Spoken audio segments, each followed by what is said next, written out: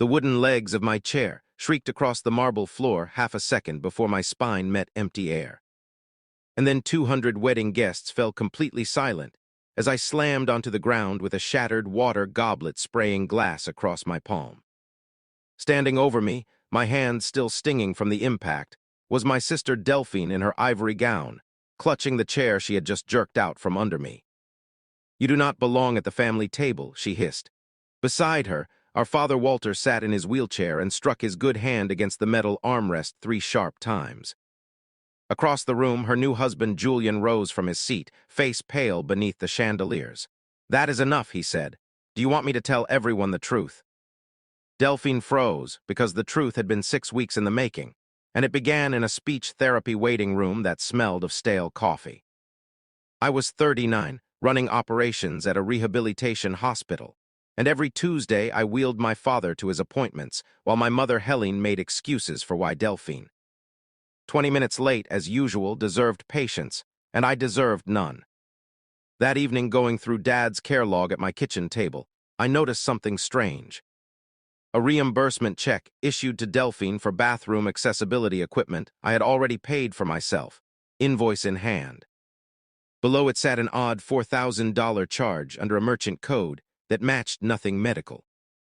I photographed the statement, filed it in the binder I had started keeping since Dad's stroke, and drove to my parents' house to confront my sister directly. She crossed her arms and said Dad knew she was simply organizing things. My mother accused me of trying to control the family, as always. But my father, watching from his wheelchair, raised his hand and knocked 3 times against the side table. In his therapy shorthand, 3 knocks meant no. That night in my own apartment, the one I had quietly rented 3 months earlier with my own salary, I looked up the merchant code. It did not belong to a pharmacy or a contractor. It belonged to the Windermere Grand Hotel. My father had not built anything. He had been billed for his daughter's wedding venue.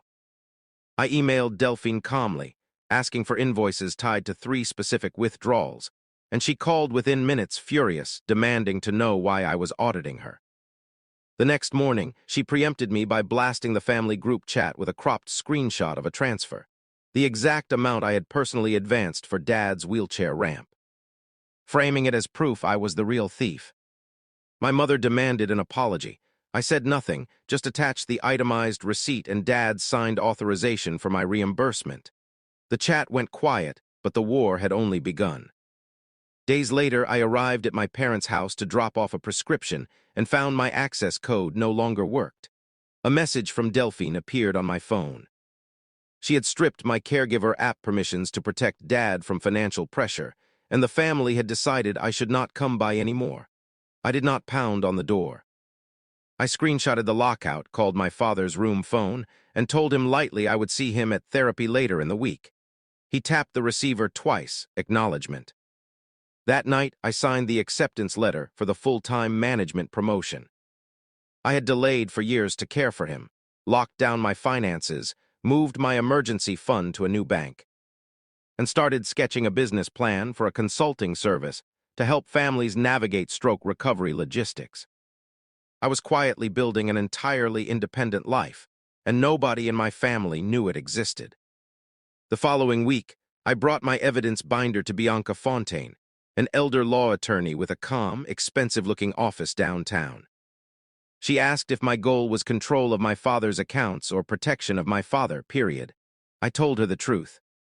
I did not want a cent of his money, because taking control would only validate Delphine's narrative that I was the greedy sister. Bianca pulled his actual power of attorney from the county database, strictly limited to medical and living expenses, no gifting authority, mandatory record-keeping. Delphine had already violated it by refusing an accounting. Bianca laid the bathroom invoice next to the mysterious hotel charge and circled both amounts in red. They matched exactly. Spreading 18 months of statements across her desk, we found the pattern. Small test withdrawals over a year ago, then a sudden spike 8 months back, right when Delphine posted her engagement ring online. Bianca fired off preservation notices to the bank, the hotel, and every vendor. Within days, a wedding planner's forwarded email proved my sister had personally instructed vendors to use vague billing descriptions. She was not confused about boundaries. She was building a disguise. My father's speech therapist, Renata, asked me to sit in on his session that Thursday. He was sharp, verifying dates, addresses, his birthday, trapped only by a stroke that stole his ability to speak in full sentences, not his mind. When Renata mentioned Delphine's wedding, he slammed his fist down 3 times, then used his communication tablet to select 2 words, private meeting. Renata told me quietly that he had been trying to say the same thing for 3 weeks. 2 weeks before the ceremony, while Delphine was at her final dress fitting, I arranged for a private evaluation. Bianca, an independent psychiatrist and a notary, met my father in a conference room. He confirmed through his tablet that he had never agreed to a venue, address, or credit card payoffs, only nursing invoices. He also remembered giving Delphine a text authorization code, believing it was for his wheelchair ramp. In reality, it had made her an approved payee on his checking account. He signed a full revocation of her power of attorney, his hand shaking, but the signature deliberate. My mother left a furious voicemail that evening, admitting on tape that she knew about the missing funds and that Delphine planned to pay it back with her inheritance. An admission that they had been treating a living man as though his estate were already up for division. 4 days before the wedding, a bank fraud investigator called. 3 weeks earlier, Delphine had scheduled a $28,000 transfer to the Windermere Grand, timed to the final venue deadline. And our legal freeze had intercepted it before it cleared.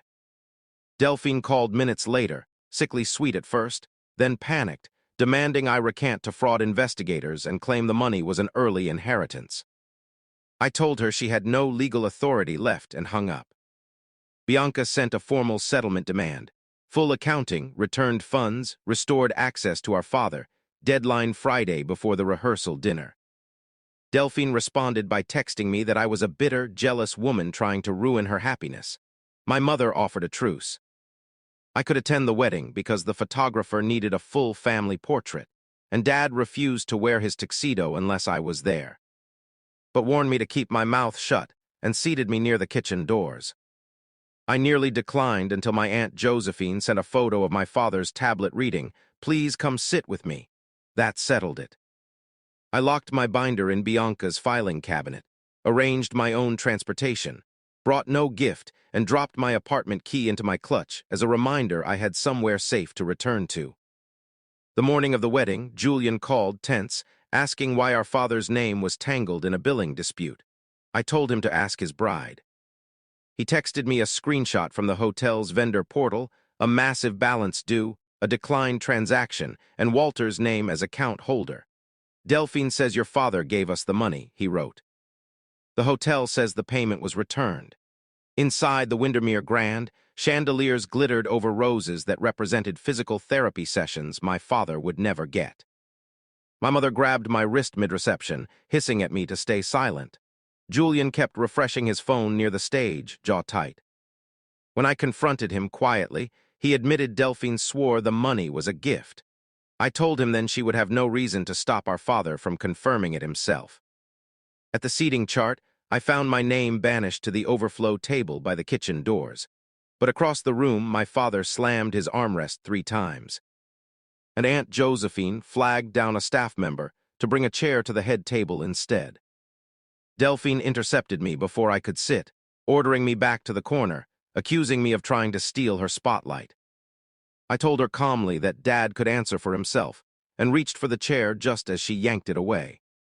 That was the fall, the crack of wood against marble, the goblet shattering, the silence of 200 guests, dozens of phones already raised for the bridal toasts now capturing everything instead. My father hammered his fist in that same unmistakable rhythm. No, no, no, while Julian overturned his own chair standing up, declaring that was enough, and asking his bride if she wanted him to tell everyone the truth. Security intercepted Delphine when she lunged for our father's tablet. Aunt Josephine placed it safely in his lap. Julian, voice stripped of its usual bravado, asked Walter directly if he had agreed to pay for the wedding. 3 knocks, then through the device. No. Delphine spun on me, screaming that I had trained a brain-damaged man like a circus animal. But I never once touched the tablet, and my father kept typing, I understand. Delphine used my money, while Aunt Josephine confirmed to the stunned crowd that he understood every word. Cornered, Delphine finally cracked, shrieking that the estate money would have been hers eventually anyway. Julian looked at his bride with open disgust, told the room the reception was over, and walked out without looking back. At urgent care, getting glass picked from my palm, I got a text from Bianca. The bank had found an external account under Delphine's name. The wedding was only part of it. The forensic accounting, finished weeks later, revealed roughly $120,000 stolen over 18 months, funneled into credit card payoffs, vacations, and clothes. With my sister deliberately mislabeling transfers as caregiver reimbursements to me. A framed job, the login records, and my hospital time cards demolished instantly, since the transfers came from her IP address during hours I was clocked in at work. She had even tried logging in 3 times the night of the wedding to force the payment through. Cut off from money, she posted a tearful social media statement blaming me. Instead, wedding guests posted their own raw footage of the chair, the tablet grab her confession, and it spread fast. My mother showed up at my building, admitting she had known a small portion of the truth and rationalized it as an early inheritance. I told her dad was still alive and still needed that money to survive. The district attorney eventually charged Delphine with felony embezzlement, financial exploitation of a vulnerable adult, and battery. Julian filed for divorce before spring, mailing me every email exchange he had with hotel billing, along with a short apologetic note admitting he had ignored the warning signs because he wanted a beautiful wedding. Delphine swore she would fight the charges until the DA presented an overwhelming case, and she took a plea. Restitution that forced her to sell her car and drain her savings, surrender the refunded vendor deposits, and permanently forfeit any right to manage another person's finances. At sentencing, she cornered me in the hallway, begging me to tell the judge Dad had always meant to give her the money. I reminded her she had had 6 weeks to come clean before she chose to pull a chair out from under me in front of 200 people. In court, I read a statement built entirely from words my father had chosen himself about the indignity of being silenced, and when I finished, his tablet spoke one line into the courtroom. Simone told the truth. Delphine got 3 years, 18 months active, the rest suspended with mandatory restitution. My mother tried one last time on the courthouse steps, demanding I pay legal fees and write a forgiveness letter to the parole board. I told her forgiveness did not require erasing consequences or funding a disaster I had not caused, and walked away. Months later, I accepted my promotion to operations manager, and my side business, Anchor Point Consulting, took its first real client. A family untangling a medical trust for a relative who had lost her ability to speak. My father lives now in an assisted living apartment with wide windows and ferns we picked out together, choosing his own meals and schedule through his tablet. Small acts of ordinary autonomy that once felt impossible. My mother visits on Tuesdays with magazines and gossip, no longer holding any legal power over his life.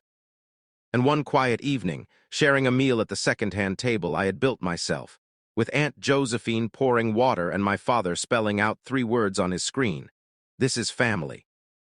My business phone rang. A stranger, crying, saying her brother had just accused her of stealing from their father's care fund. I did not offer empty comfort. I pulled out a blank folder and told her to take a breath and tell me what records she already had. Because sometimes the hardest lesson is that being the strong one does not mean disappearing into everyone else's lies. It means documenting the truth until it cannot be denied. Take a moment to comment your city or country. I love connecting with you all. Thank you for listening and supporting, and be sure to subscribe for more stories. More are coming your way soon. Until next time, stay kind to yourself and stay strong.